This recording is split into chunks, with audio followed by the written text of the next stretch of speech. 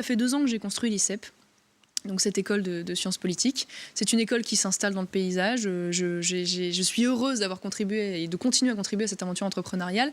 Aujourd'hui, vu la situation et tout ce dont je viens de vous parler sur l'archipélisation et les fractures, l'antagonisme, l'incapacité à reconstruire quelque chose ensemble, une espèce de France pour tous d'une certaine manière, aujourd'hui j'ai envie de contribuer à mon petit niveau à construire cette grande alliance des droits. Mais votre petit niveau, il est où, Marion Maréchal? On a l'impression qu'il n'est pas uniquement à l'ICEP. Je suis pas, précisément, je sais que cette réponse est assez insatisfaisante, mais je ne suis pas en mesure de vous dire que je serai là à tel endroit.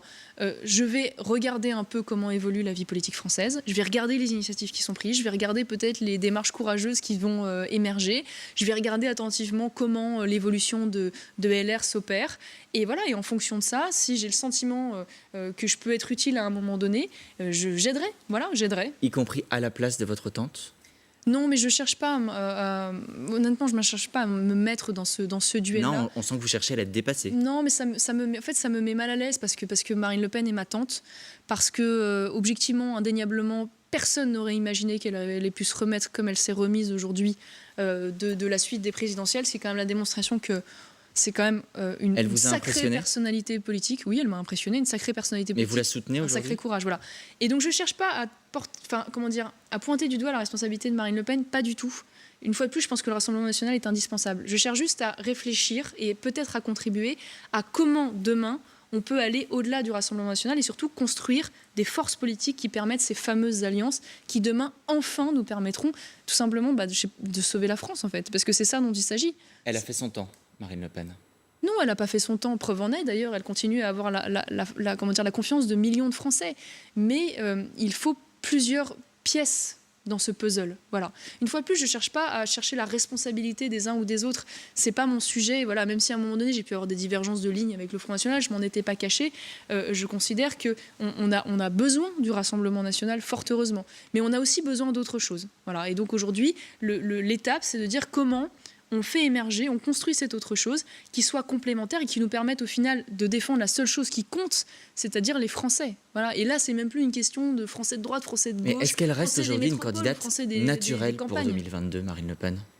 Mais personne ne peut savoir qui sera la candidate ou le candidat naturel en 2022. Enfin, la situation politique à 6 mois est radicalement différente.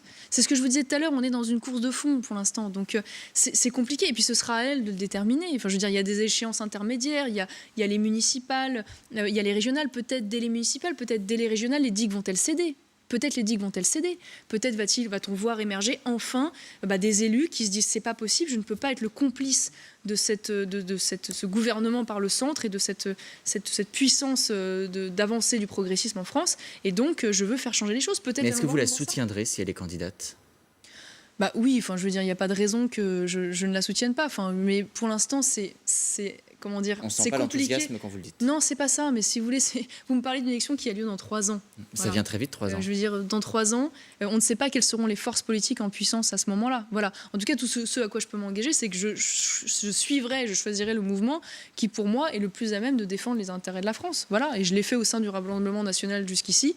Si le Rassemblement national, demain, réussit à constituer des alliances qui permettent de gagner cette élection, je n'aurai aucun scrupule à le suivre. Voilà. Y compris en fondant peut-être un nouveau mouvement?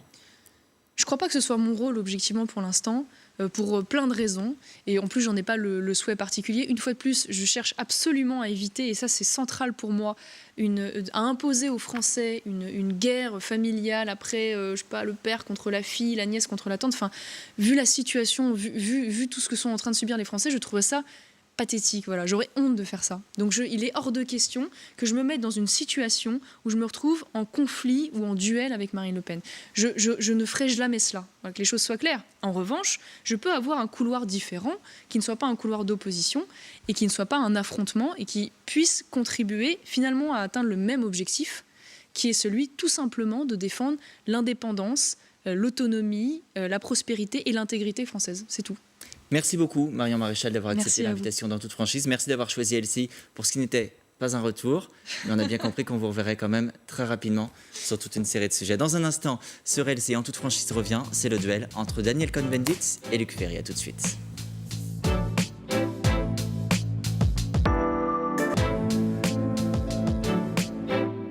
Ouais. plus. En toute franchise, la suite avec le duel. Bonsoir Luc Ferry. Duel, c'est vraiment trop. Oh là là, bonsoir quand même. Oui, Et bonsoir Daniel Bonsoir, Cohn-Bendit. Adrien. On en oublie les principales politesses, les premières. Bon, Mais pourquoi? pardon, Parce que le pardon. débat, comme d'habitude, a déjà commencé sur ce plateau, sans nous attendre.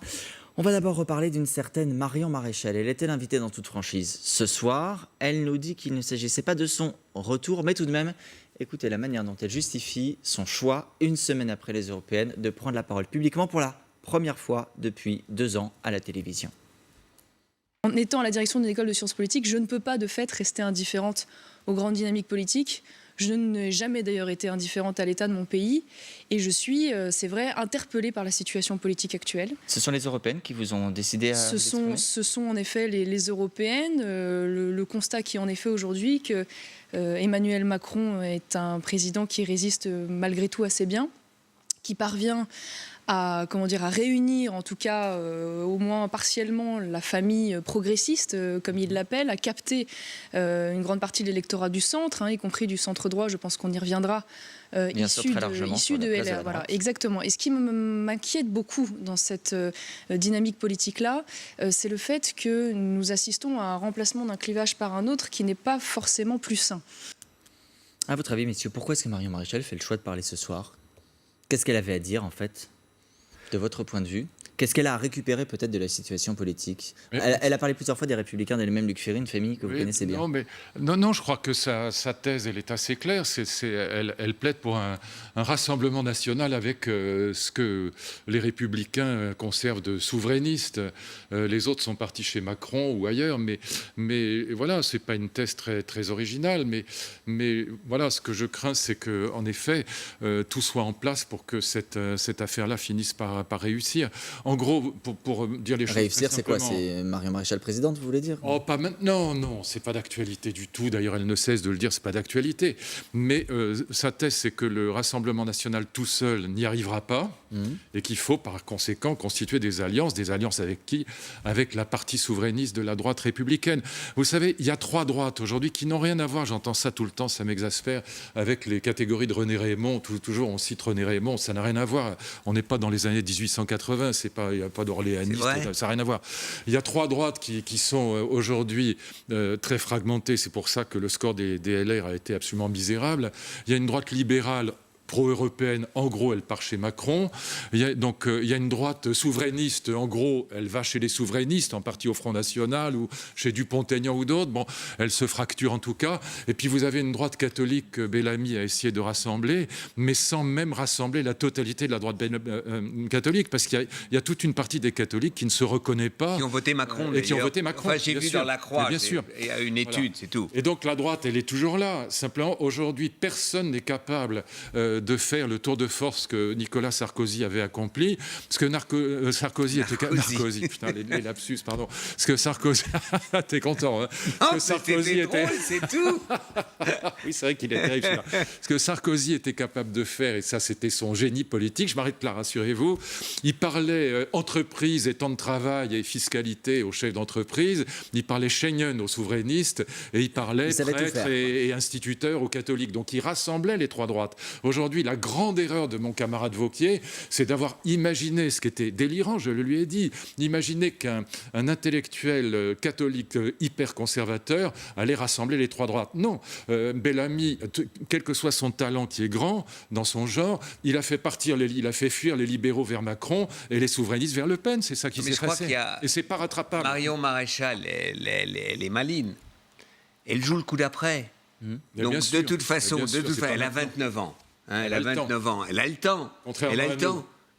Contrairement, oui, mais moi, je suis pour la retraite à 70 ans, donc ça va. À 29 ans, elle a 10 ans pour devenir présidente de la République, si elle veut l'être au même âge qu'Emmanuel Macron. Hein. Oui, elle a le temps. Hein. Elle a 5 ans, si... enfin, je ne sais pas si elle va le devenir, je ne crois pas, mais j'en sais rien.